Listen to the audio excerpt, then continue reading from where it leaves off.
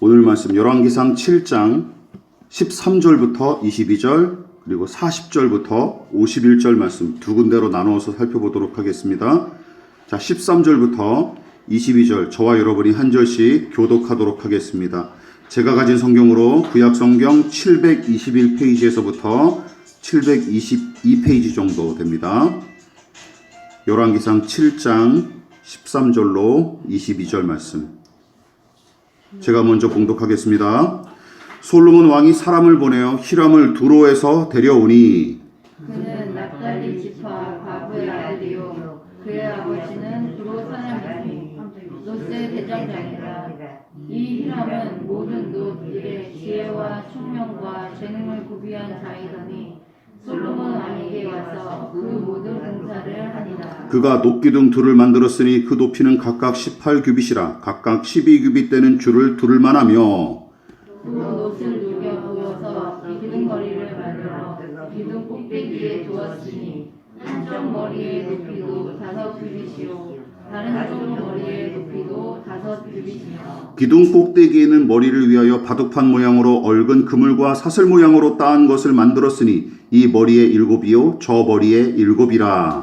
기둥은 이렇게 만들었고 또 두 줄 성류를 한 그물 위에 둘러 만들어서 기둥 꼭대기에 있는 머리에 두르게 하였고 다른 기둥 머리에도 그렇게 하였으며 주랑 기둥 꼭대기에 있는 머리에 4규빗은 백합화 모양으로 만들었으며 이 두 기둥 머리에 있는 그물결 곧 그 머리에 공같이 둥근 곳으로 들어가며 각기 성류 200개가 줄을 지었더라. 이 두 기둥을 성전의 주랑 앞에 세우되 오른쪽 기둥을 세우고 그 이름을 야긴이라 하고 왼쪽의 기둥을 세우고 그 이름을 보아스라 하였으며 다같이 그 두 기둥 꼭대기에는 백합화 형상이 있더라. 두 기둥의 공사가 끝나니라. 아멘. 40절부터 51절 마지막 절까지 읽도록 하겠습니다. 다시 제가 먼저 읽습니다. 히람이 또 물두멍과 부삽과 대접들을 만들었더라. 이와 같이 히람이 솔로몬 왕을 위하여 여호와의 전에 모든 일을 마쳤으니 곧 기둥 둘과 그 기둥 꼭대기에 공 같은 머리들과 그 기둥 꼭대기에 공 같은 머리를 가리는 그물들과 또 그 그물들을 위하여 만든 바 매 그물에 2줄씩으로 기둥 위에 공 같은 두 머리를 가리게 한 성류 400개와 또 10개의 받침 수레와 받침 수레 위에 10개의 물두멍과 한 바다와 그 바다 아래의 소 12마리와 솥과 부삽과 대접들이라. 히람이 솔로몬 왕을 위하여 여호와의 성전에 이 모든 그릇을 빛난 놋으로 만드니라. 왕이 요단 평지에서 숲꽃과 사르단 사이에 차진 흙에 그것들을 부어내었더라. 기구가 힘이 많으므로 솔로몬이 다 달아보지 아니하고 두었으니 그 놋 무게를 능히 측량할 수 없었다. 솔로몬이 또 여호와의 성전의 모든 기구를 만들었으니 곧 금단과 진설병의 금상과 내소 앞에 좌우로 5씩 둘 정근 등장이 되며 또 무구가 등장하여 부지게며 또 정금 대접과 불집게와 주발과 숟가락과 불을 옮기는 그릇이며 또 내소 곧 지성소 문의 금 돌적이와 성전 곧 외소문의 금 돌적이더라. 솔로몬 왕이 여호와의 성전을 위하여 만드는 모든 일을 마친다. 이에 솔로몬이 그의 아버지 다윗이 드린 물건 곧 금과 금과 기구들을 가져다가 여호와의 성전 보관에 두었더라. 네, 아멘. 예, 잘 읽으셨습니다. 자, 오늘 말씀의 제목을 같이 한번 읽어보도록 하겠습니다. 시작. 솔로몬을 위하여 만드니라. 예, 솔로몬을 위하여 만드니라 라는 제목으로 하나님 말씀 전하도록 하겠습니다. 지난 시간 저는 성경에서 가장 과대 포장된 인물이 솔로몬이라고 지적을 했습니다. 물론 지극히 개인적인 견해일 뿐이니 너무 또 개념치는 마시기 바랍니다. 하지만 일천번자와 성전 건축 등과 같이 신앙을 내세워 벌인 일들이 워낙 규모가 크고 그 결과도 매우 성공적이었던 까닭에 많은 신자가 솔로몬이 꽤 훌륭한 신앙을 소유한 것처럼 쉽게 착각을 하죠. 근데 이거 창피한 일입니다. 왜냐하면 물리적인 성공과 겉모양만으로 사람을 판단하는 세상과 조금도 다르지 않기 때문이죠. 그러나 열왕기상 본문은 다행히도 솔로몬의 변질과 타락을 이미 열왕기상 3장에서부터 다루기 시작했고, 그는 이스라엘 왕의 정체성과는 사뭇 거리가 먼 방식으로 통치 조직을 개편하는가 하면, 게다가 성전 건축의 과정마저 자신의 권위를 드높이는 수단으로 이용해 먹으며 7년 6개월 동안이나 부역으로 고생한 백성을 전혀 배려하지 않은 채 왕궁 세 채를 비롯하여 다른 건물의 건축을 위해 13년을 추가로 부역을 시킨 일은 그가 본격적으로 절대 군주처럼 행세하기 시작했다는 사실을 여실히 방증하죠. 이처럼 솔로몬은 자신의 권세와 위신을 과시하는 일에 몰두하면서부터 하나님을 경외하는 믿음도 급격히 식어가기 시작했고, 덩달아 백성을 사랑하여 소중히 여기는 마음도 메말라갔던 것이죠. 무엇보다 크신 하나님을 모시겠다고 큰 성전을 짓겠다던 이 솔로몬이 자기가 사용할 왕궁을 성전보다 배 이상으로 크게 건축한 일은 자신이 세상 누구보다 위대하고 지혜로운 군주이며 하늘의 하나님조차도 자신에게 감히 무시 못할 존재임을 과시하기 위해서 벌인 일이 틀림없습니다. 성전과 왕궁 건축에 관한 기록이 어떻게 배치되는지 우리가 지난 시간 살펴봤었죠.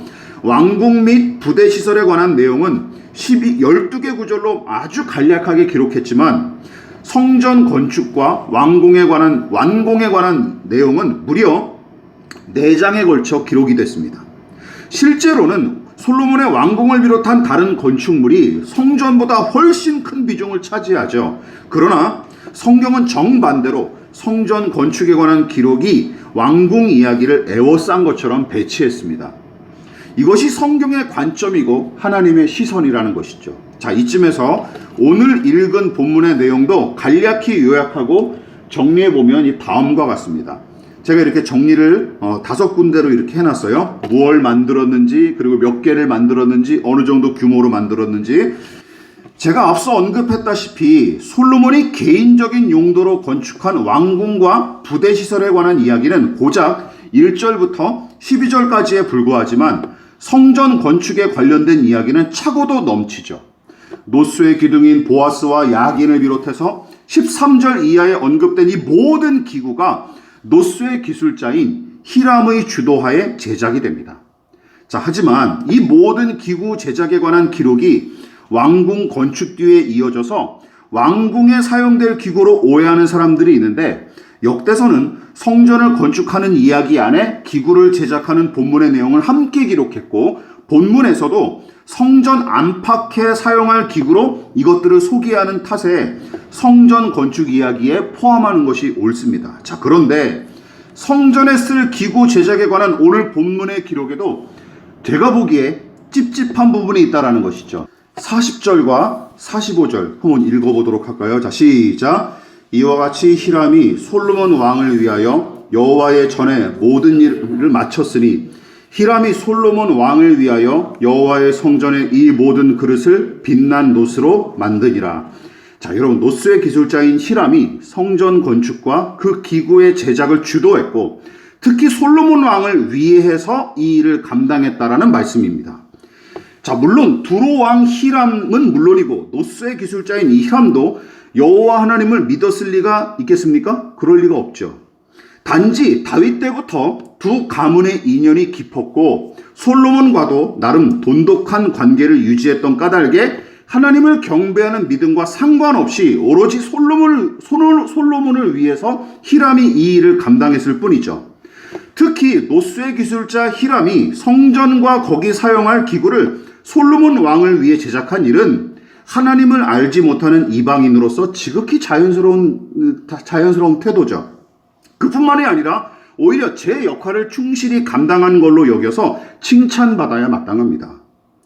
따라서 두로 왕과 노스의 기술자는 잘못이 없고 책임질 일도 없습니다. 다만 아버지 다윗이 성전 건축을 위해 정성스레 준비한 재료와 일꾼을 가벼이 여기고, 게다가 두로 왕 히람에게 목재와 일꾼을 요청하는 식으로 첫 단추를 잘못 끼운 솔로몬의 책임이 큰 것이죠. 여러분, 무엇보다 보아스와 야긴 두 기둥을 비롯해서 본문에 기록된 모든 기구는 솔로몬이 왕궁에 들여놓고 개인적으로 사용하는 물건이 아니라 하나님의 성전에 쓰일 기구들입니다. 물론 히람이 당대의 가장 뛰어난 노쇠 기술자인 것은 틀림없는 사실이지만 여러분, 최고의 기술과 재료로 최대의 건축물을 짓는 것이 성전 건축의 목적입니까? 그건 아니지 않습니까? 그렇죠. 이게 문제예요. 이게 문제예요. 다시 한번 말씀드릴게요. 최고의 기술과 최고의 재료로 최대의 건축물을 그리고 최고로 값진 건축물을 짓는 것이 성전 건축의 의미와 목적은 아니다라는 것이죠. 게다가 이스라엘 최전성기에 건축한 이 성전일지라도 겉모양과 규모를 따지면 당시 세상을 주름잡던 이집트의 건축물이 성전보다 훨씬 화려하고 거대합니다. 그렇지 않습니까? 피라미드 한 개만 가져와도 성전은 그냥 나가리가 되는 거예요. 그렇지 않습니까? 그러니까 생각해 보십시오. 하나님의 성전을 세상의 기술과 규모와 화폐 가치 등으로 자랑하려는 시도는 무의미하고 아무런 의미가 없습니다. 그리고 설득력도 떨어지죠. 그렇지 않습니까? 무엇보다 히람이 이 성전을 누구를 위해 만들었는지 생각해 보시기 바랍니다. 말씀이 뭐라고 기록하고 있어요? 그는 하나님을 전혀 염두에 두지 않은 채 오로지 솔로몬 왕을 위해서 성전을 건축하고 기구를 제작했을 뿐입니다. 즉 시작부터 문제투성이고 담당자도 잘못 세운 셈이죠. 자, 그렇다면 이 성전 건축과 거기에 사용할 기구의 제작은 어떤 식으로 이루어져야 합당했을까요? 자, 그 힌트가 출애굽기에 등장합니다. 여러분, 성전을 건축하기 전에는 어디서 하나님께 제사했습니까?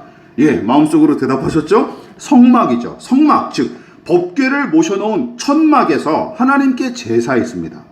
그런데 성막도 모세가 광야에서 혼자서 만든 게 아니지 않습니까? 하나님께서 모세에게 성막의 크기와 구조 등을 친히 가르쳐 주셨고 기술자들까지 친히 세우셔서 성막을 제작하도록 도우십니다. 자, 출애굽기 말씀을 한번 읽어보도록 하겠습니다. 시작. 모세가 이스라엘 자손에게 이르되 볼지어다 여호와께서 유다 지파 훌의 손자여 우리의 아들인 불살레를 지명하여 부르시고 하나님의 영을 그에게 충만하게 하여 지혜와 총명과 지식으로 여러 가지 일을 하게 하시되 또 그와 단지파 아심학의 아들 오홀리압을 감동시키사 가르치게 하시며 지혜로운 마음을 그들에게 충만하게 하사 여러 가지 일을 하게 하시되. 여러분, 여기서 등장하는 불살렐과 오홀리압 많이 들어보셨을 거예요. 성경이 이 두 사람을 어떻게 소개합니까? 누구의 아들이라는 이력은 그다지 중요한 게 아니에요. 가장 중요한 것, 가장 핵심은 무엇입니까? 하나님께서 두 사람을 친히 성막의 일꾼으로 불러 세우셨고 거기 더해서 하나님의 영과 그리고 우리가 얘기하는 성령과 그리고 지혜로운 마음을 부어주셔서 성막 제작이 완벽하게 이루어지도록 도우셨다라는 것입니다. 여러분, 성막과 솔로몬의 성전의 차이가 여기서 명백하게 드러나죠. 누가 이걸 제작했느냐가 관건이에요. 누가? 이방인 히람은 하나님을 경배하는 믿음조차 없는 인물이고 불살렐과 오홀리압처럼 지혜의 영을 공급받아 성전 건축과 기구 제작을 담당한 것도 아닙니다. 이게 중요해요. 여러분, 오로지 자신이 그동안 갈고 닦은 기술을 최대한 발휘해서 일한 게 전부입니다. 그걸 가지고 시비를 걸 필요는 없죠. 왜냐하면 그 사람은 그 역할에 충실했을 뿐입니다. 문제는 솔로몬이죠. 이 사람을 쓴 솔로몬이 문제죠. 그러나 불살렐과 오홀리압은 달랐죠. 두 사람이 히람처럼 탁월한 기술의 소유자인지는 알 수가 없습니다. 그런데 한 가지는 분명하죠. 뭐가 분명합니까? 성전 건축과 거기 사용할 기구의 제작은 히람이 하나님의 은혜 없이도 넉넉히 감당했던 일이에요. 그렇죠. 그런데 성막의 제작은 불살렐과 오홀리압의 기술만으로 감당할 수 없었습니다. 뭐가 반드시 필요해요? 하나님의 은혜가 반드시 필요했다는 것이죠. 오히려 출애굽기 본문은 이 일을 성막 제작의 이 일을 주도하는 것이 하나님의 은혜임을 의도적으로 강조하고 있는 거예요. 하나님께서 성막 제작을 위해 세운 일꾼에게 지혜의 영을 부어주신 이유가 바로 이것입니다. 이 일이 사람의 힘만으로 된 게 아니라 은혜로 된 것임을 가르쳐 주시기 위해서죠. 믿으십니까? 이게 중요한 거예요. 이게 두 사람, 오홀리압과 불살렐이 두 사람의 지혜와 능력으로 이루어진 일이 아니라 하나님의 은혜로, 하나님께서 그들에게 성령을 부어주셔서 된 일임을 강조하기 위한 거예요. 강조하기 위해. 자, 그뿐만이 아닙니다. 이 언급한 구절 뒤에 이어지는 말씀은 여기서 한 걸음 더 나아갑니다. 중요하니까 또 한번 읽어보겠습니다. 시작. 불살렐과 오홀리압과 및 마음이 지혜로운 사람 곧 여호와께서 지혜와 총명을 부으사 성소에 쓸 모든 일을 할 줄 알게 하신 자들은 모두 여호와께서 명령하신 대로 할 것이니라. 이게 중요하죠. 하나님께서 두 사람에게 지혜와 총명을 부어주신 이유가 무엇입니까? 질문을 바꿔볼게요. 그들에게 부어주신 지혜와 총명은 어디에 쓰라고 주신 거예요? 어디에 쓰라고 주신 거예요? 하나님의 말씀대로 순종하게끔 하려고 주신 거예요. 그러니까 성막도 성막 자체를 세우는 게 목적이 아니라 하나님의 뜻대로 이 성막이 세워지게끔 지혜와 성령을 부으셨다라는 것이죠. 믿으십니까? 이게 중요한 거예요. 즉 하나님의 명령과 그 뜻에 순종하여 일하는 것이 지혜와 총명의 영을 부어주신 이유와 목적이라는 것입니다. 그러니까 광야에서 하나님께 제사하기 위해 성막을 지었을 때는 하나님의 백성 중에서도 지혜와 총명의 영을 은사로 받은 사람이 이 일을 담당했고, 신령한 은혜를 입은 그들은 처음부터 끝까지 하나님의 명령에 순종하여 성막을 세우고 거기 필요한 기구를 만들었던 것이죠. 하지만 여러분, 솔로몬의 성전은 어떻습니까? 하나님께서 다윗에게 성전의 규모와 구조에 대한 내용을 미리 말씀하신 일은 모세가 성막을 세웠을 때와 똑같습니다. 그렇죠? 모세가 성막의 설계도를 받았던 것처럼 다윗도 성전의 설계도를 미리 받았어요. 우리가 지지난 시간에 배우지 않았습니까? 그렇죠? 이분 똑같아요. 여러분, 이게 똑같다면 그 뒤에 과정도 똑같아야 되지 않습니까? 그러니까 이런 것이죠.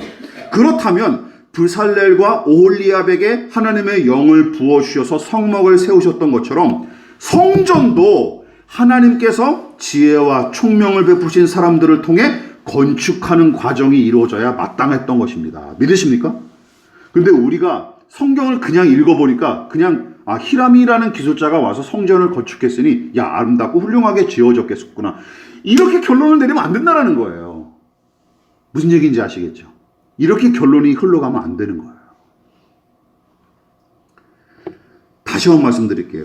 불살렐과 오홀리압에게 하나님의 영을 부으셔서 성막을 세우셨던 것처럼 솔로몬의 성전도 하나님께서 지혜와 총명을 베푸신 사람들을 통해 건축해져야 마땅하다는 것입니다. 그래서 다윗도 성막을 세웠던 과거의 기록을 교훈 삼아 하나님의 은혜를 받은 일꾼들을 미리 확보해 놨거나 아니면 아들 솔로몬이 자신의 바통을 이어받아 은혜 받은 일꾼을 통해 건축할 거로 기대했을 거예요. 근데 차마 이 과정은 보지 못하고 먼저 돌아가셨죠? 그러나 여러분 보십시오. 성전 건축과 기구 제작에 관한 기록에 하나님의 은혜와 은사를 받은 사람이 누구인지 언급되어 있습니까? 아무런 언급이 없습니다. 아무런 언급이 없어요. 다만 노스의 기술자 히람과 그가 만든 기구들에 관한 내용만 기록됐을 뿐입니다. 솔로몬이 그 과정을 일부러 무시하고 건너뛴 게 틀림없어요. 설계도는 똑같이 모세와 다윗이 똑같이 받았죠. 그렇죠? 그러면 이게 무슨 뜻입니까? 이렇게 시작했으니 성막을 세웠던 원리처럼 너도 가거라 했던 것이거든요. 근데 솔로몬이 그걸 무시해버렸던 거예요. 문제는 그것만이 아닙니다. 앞서 7장 40절과 45절에서 노스의 기술자 히람이 솔로몬 왕을 위하여 라는 명분을 내세워서 성전 건축과 기구 제작을 마쳤다고 기록했는데, 여호와 하나님을 향한 믿음이 없는 이방인 기술자를 기용한 일 자체도 잘못이지만, 여러분, 솔로몬이 왕궁과 부대 시설의 건축은 물론이고 성전과 거룩하게 사용할 기구조차 자신을 위하여 만들게끔 분위기를 조장한 것도 문제입니다. 무엇보다 본문과 똑같이 성전과 왕궁 건축에 관해 기록한 역대하 말씀은 성전과 왕궁 건축이 각각 다른 목적으로 진행된 사실에 대해서 지적합니다. 역대하 2장 1절 같이 읽어볼까요? 자, 시작. 솔로몬이 여호와의 이름을 위하여 성전을 건축하고 자기 왕위를 위하여 궁궐 건축하기로 결심하니라. 기록된 그대로입니다. 성전은 여호와 하나님의 이름을 위하여 건축하고 궁궐은 자기의 왕위를 위하여 건축했다는 말입니다. 이게 뭐가 문제입니까? 하고 의문을 제기하는 분들에게 저는 오히려 이렇게 되묻고 싶습니다. 자, 잘 들어보세요. 그렇다면 수입의 10분의 1, 우리가 11조를 드리지 않습니까? 11조 하시는 분들, 10분의 1은 하나님의 것이고 나머지 9개는 내 것인가요? 이게 우리의 신앙인가요? 그래서 헌금한 이외의 나머지 9개 물질은 도박과 성매매를 하거나 아니면 마음껏 사치를 부려도 괜찮습니까? 근데 많은 사람들이 그딴 식으로 물질을 쓰잖아요. 그렇지 않습니까? 또 이건 어떻습니까? 또한 일주일 중 주일만 하나님의 날이고 나머지 6일은 내 날입니까? 그래서 하루만 거룩하게 지내다가 나머지 6일은 개같이 살아도 상관없는가요? 이건 그리스도인다운 태도가 전혀 아닙니다. 시간과 물질만 아니라 장소도 마찬가지죠. 여러분, 예배당은 하나님을 위한 공간이기에 여기서는 거룩한 신자답게 행동하고 말하지만 예배당 이외의 장소는 하나님과 상관없는 까닭에 세상의 생리를 따라 살아가는 겁니까? 이거는 예수님의 제자다운 모습이 전혀 아닙니다. 이 질문에 제가 여태까지 드린 3가지 질문에 저는 그렇게 삽니다. 그게 맞지 않습니까? 라고 당당하게 대답할 신자는 없을 것입니다.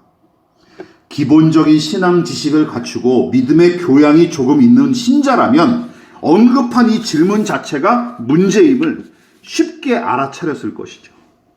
그리고 위에서 언급한 이 솔로몬의 이 결심이 얼마나 비성경적인 사고방식인지도 충분히 이제는 여러분들이 납득하셨을 거예요. 성전은 하나님 것, 왕궁은 나를 위한 것.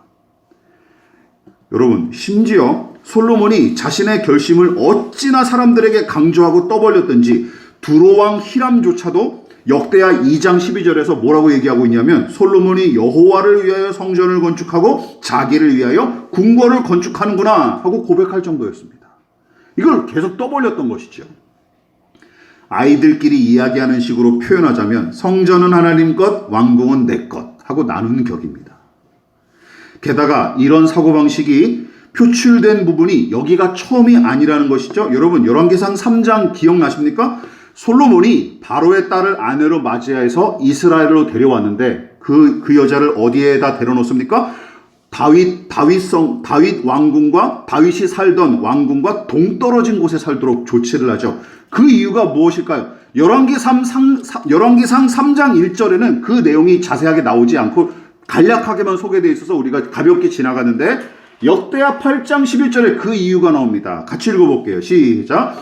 솔로몬이 바로의 딸을 데리고 다윗 성에서부터 그를 위하여 건축한 왕궁에 이르러 이르되 내 아내가 이스라엘 왕 다윗의 왕궁에 살지 못하리니 이는 여호와의 궤가 이른 곳은 다 거룩함이니라 하였더라. 무슨 뜻이죠? 바로의 딸은 다윗 궁궐에 거할 수 없었습니다. 왜냐하면 부정한 이방인 여자는 하나님의 법궤가 안치된 곳에 함께 할 수 없다라는 것이죠. 자, 몇몇 분은 웃으시죠? 솔로몬이 얼마나 멍청하고 그리고 얼마나 위선적인 인물인지 여기서도 분명하게 드러나지 않습니까? 여러분, 이방인과 혼인하지 말라 하는 율법의 명령은 정면으로 거역해 놓고 지금 뭘 지키는 거예요?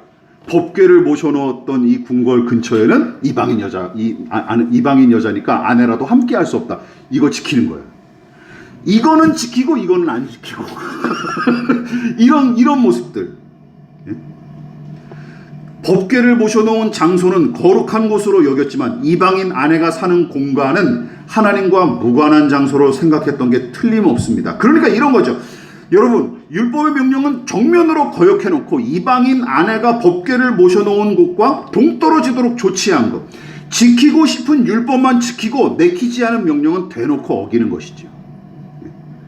어떤 사람들은 요 구절만 놓고 야, 솔로몬 참 거룩한 사람이구나라고 칭찬할 테지만 성경의 전체적인 문맥을 놓고 보면 이게 얼마나 위선적인 고백인지 금방 눈치챌 것입니다. 여러분, 이렇듯 솔로몬의 신앙은 이분법적 사고에서 한 발짝도 더 나아가지 못했고 심지어 점점 퇴보하다가 종국에는 변질하기에 이릅니다. 여러분, 생각해 보십시오. 성전은 하나님의 소유이자 그분의 공간으로서 마음껏 제사를 받으셔야 마땅하지만 왕궁은 하나님마저도 솔로몬의 허락을 받아야 들어가실 수 있는 곳입니까?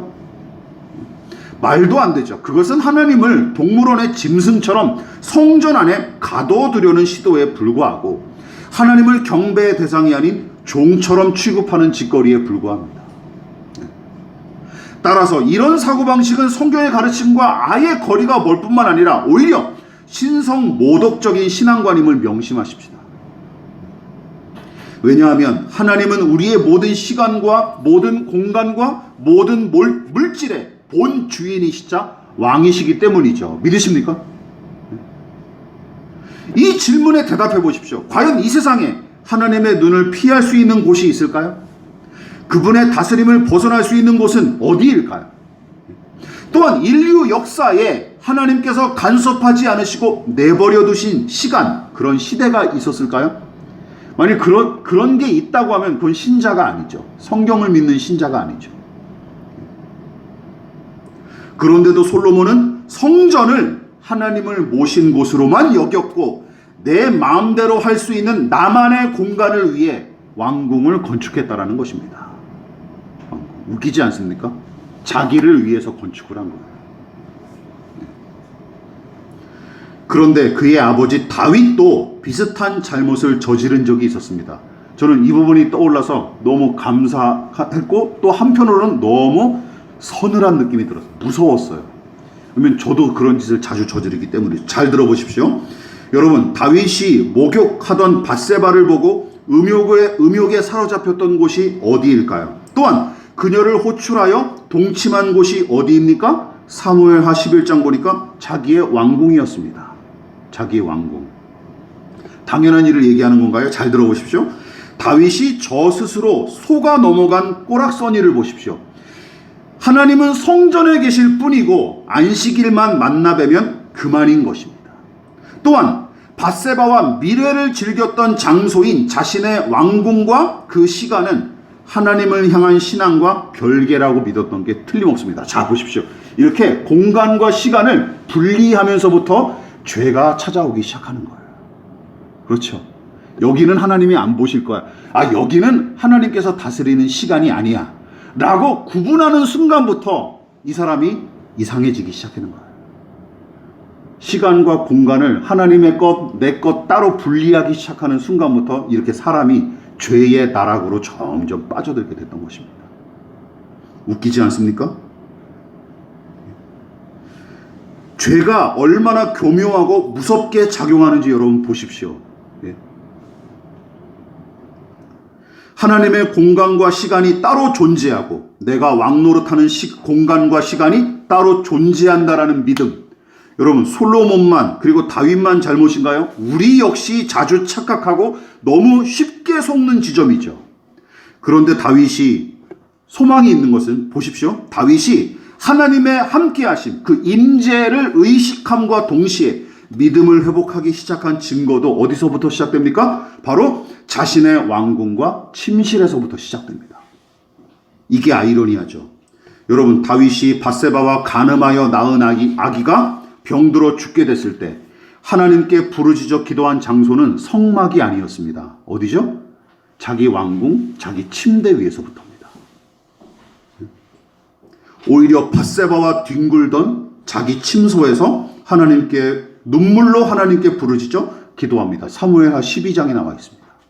나중에 찾아보십시오. 이처럼 자신의 허물과 죄악 때문에 심히 고통을 겪고 낙심에 사로잡혔을 때 기도했던 장소도 법궤를 모신 성소가 아니라 자신의 침소였습니다. 마지막으로 한번 읽어볼게요. 시작. 내가 탄식함으로 피곤하여 밤마다 눈물로 내 침상을 띄우며 내 요를 적시나이다. 여러분, 자기 왕궁의 침상에서 눈물을 뿌리며 기도하는 다윗의 모습을 상상해 보십시오. 사울의 칼날을 피해 불황자처럼 이리저리 떠돌 때처럼 믿음이 든든하게 자리매김할 때는 다윗에게 왕궁과 성막이 구분이 없었어요. 언제 어디서나 하나님께 제사하고 기도했죠. 그렇지 않습니까? 그런데 믿음이 약해지고 죄가 스물스물 들어오기 시작하자 어떤 일이 생기는 거예요? 자꾸 구분하기 시작했던 것이죠. 여기는 하나님의 곳, 여기는 내 땅. 여기는 하나님의 시간, 여기는 내 시간. 이런 구분이 생겼던 거예요. 그러나 믿음을 회복하기 시작하자 어떤 일이 벌어집니까? 이제 그 구분 경계선이 점점 사라지게 된 것이죠. 다시 광야 시절처럼 언제 어디서든 하나님께 기도하고 말씀에 순복하는 사람이 되어가고 있는 중입니다. 이게 회복의 증거죠. 그러나 솔로몬은 그의 아버지처럼 돌이킬 기회마저 스스로 걷어차버렸고 도리어 눈에 보이는 엄청난 성과에 도취한 채 자기를 높이기에 급급하게 이릅니다. 게다가 하나님을 성전 한 구석을 차지한 뒷방 늙은이처럼 취급하고 말죠. 그래도 솔로몬의 성전 건축이 마냥 영광스럽게만 느껴지십니까? 말씀을 마무리하도록 하겠습니다. 모세가 하나님의 계시를 받고 성막을 설계했듯이 다윗도 하나님의 감동을 통해 성전의 구조와 크기에 관한 말씀을 받습니다. 또한 지도자 모세를 도왔던 브살렐과 오홀리압은 하나님의 영으로 충만해서 성막과 기구를 제작하죠.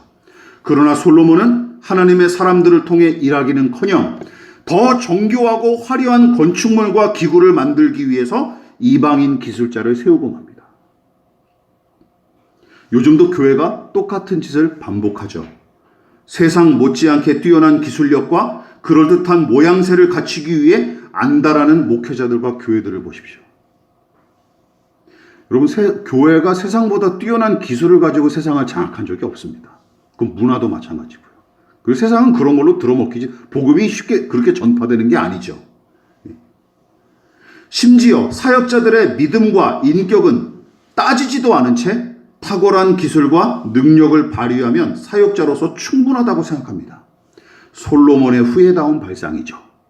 그렇지 않습니까? 솔로몬의 후회다운 발상이죠.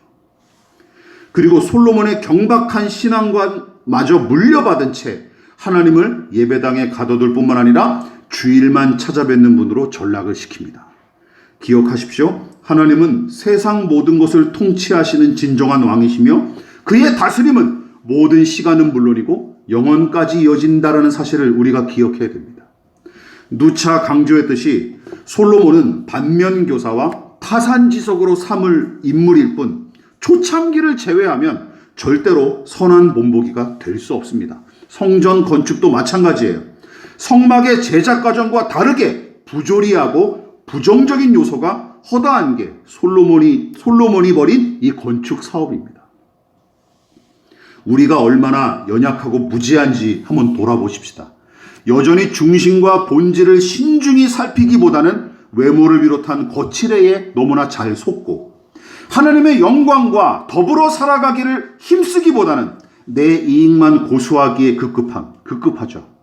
또한 경건의 능력보다는 경건의 모양새를 내기에 급급하고 하나님의 뜻에 겸손히 귀를 기울이기보다 내 뜻과 내 욕구에 따라 움직이기 일쑤고 하나님의 다스림에 언제 어디서나 순복하기보다는 언제든지 틈만 나면 왕노릇하기에 급급한 우리들을 보십시오.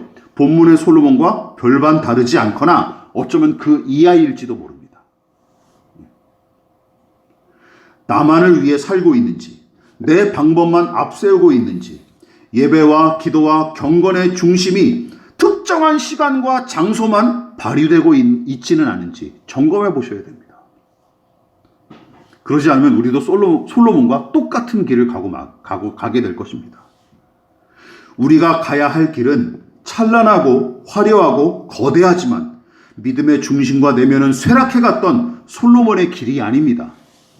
눈에 보이는 육체와 겉모양은 날로 마른 풀처럼 시들어갈지라도 속사람은 성령으로 말미암아 날로 새로워졌다던 이 바울의 길, 바로 그 길이 우리가 추구하고 함께 걸어갈 예수 그리스도의 길임을 저와 여러분 명심하시기를 진심으로 부탁을 드리겠습니다. 지금은 우리를 위하여 십자가에 몸버려 피 흘려 돌아가신 예수 그리스도의 한량없으신 은혜와 하나님 아버지의 지극하신 사랑하심과 성령 하나님의 영원한 사귐이 오늘 이 시간 매 순간순간 언제 어디서나 하나님의 종으로서 하나님의 자녀로서 살아가기를 다짐하여 겸손히 머리 숙인 사랑하는 성도들의 머리 위에 저들의 가정과 직장과 사업장과 학업과 장래 가운데 그리고 이 나라의 민족과 한국교회와 저 북녘의 동포들과 세계와 열방 가운데 지금부터 영원히 함께 하시기를 간절히 축원하옵나이다. 아멘.